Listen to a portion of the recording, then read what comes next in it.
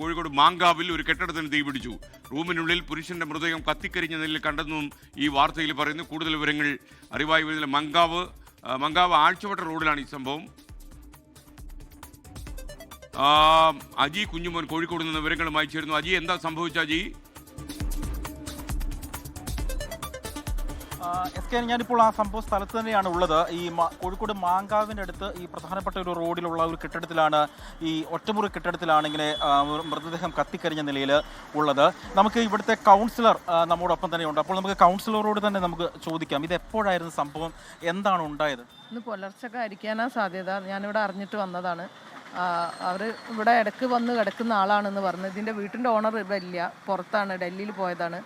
അതുകൊണ്ട് നമുക്ക് കാര്യമായിട്ട് ഇയാളെ ഡീറ്റെയിൽ അറിയില്ല. കല്ലായിലാണ്, മലയാളിയാണ് എന്നുള്ളത് മാത്രം അറിഞ്ഞു. ഇയാൾ ഫ്രണ്ട്സാണെന്നും കൂടി പറഞ്ഞു.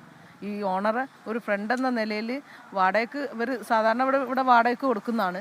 അപ്പോൾ ആൾക്ക് വെറുതെ വന്നൊന്ന് കിടക്കാന്നുള്ള ഒരു സൗകര്യം ചെയ്തു കൊടുത്തതാണ്. അപ്പോൾ ഒരു ഒറ്റ മുറിയാണ്. അപ്പോൾ ഇത് കടയാണോ, എന്താണ് ഇത് ശരിക്കും? ഇതിൻ്റെ മുകളിൽ ട്യൂഷൻ സെൻ്ററായിട്ട് ഈ വീട്ടുകാർ നടത്തുന്നുണ്ട്. താഴെ ഇങ്ങനെ കടയുണ്ട്, അതിനോട് അനുബന്ധിച്ച് റൂമുകളാണ് അവർ വാടകയ്ക്ക് കൊടുക്കുന്നത്. ഷോർട്ട് സർക്യൂട്ട് ആണോ അതോ അറിയില്ല. അത് എപ്പോഴായിരുന്നു തീപിടുത്തം? ഇന്ന് പുലർച്ചക്കായിരിക്കും. ഇന്ന് രാവിലെ ഒരു ഹിന്ദിക്കാരെ ഇവിടെ ചെടി നനയ്ക്കാൻ വന്നപ്പോഴാണ് തീ കത്തുന്നത് കണ്ടത്. അപ്പോൾ ഫയർഫോഴ്സിനെ വിളിച്ച്, അപ്പോൾ എന്താന്നുള്ളത് ഇപ്പോഴും സ്ഥിരീകരിച്ചിട്ടില്ല. നമുക്കൊപ്പം നാട്ടുകാരും കൂടെ ഉണ്ട്. അപ്പോൾ അവരാണ് ആദ്യം ഈ വിവരം കൗൺസിലറിനെ ഒപ്പം തന്നെ ഫയർഫോഴ്സിനെയൊക്കെ അറിയിച്ചത്. നിങ്ങൾ എപ്പോഴാണ് ഈ സംഭവം കാണുന്നത്? 6:30 വിളിച്ച് പറയുന്നത്.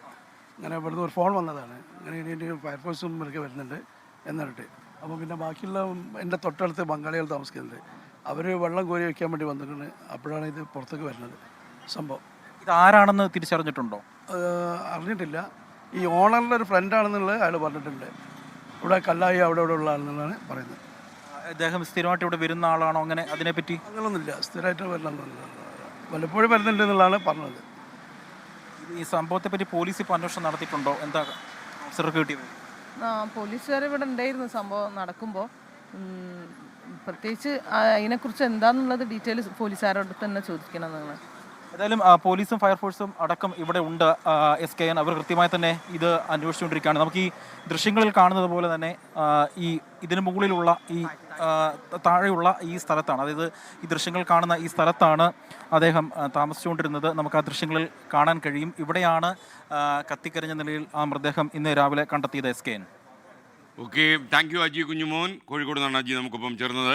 ലോകത്തെവിടെയായാലും ഏത് സമയത്തും 24 വാർത്തകളും ഓഗ്മെന്റഡ് റിയാലിറ്റി പാക്കേജുകളും എക്സ്പ്ലെയിനറുകളും വിശദമായി കാണാൻ ഞങ്ങളുടെ യൂട്യൂബ് ചാനൽ നിങ്ങൾക്ക് സബ്സ്ക്രൈബ് ചെയ്യാം.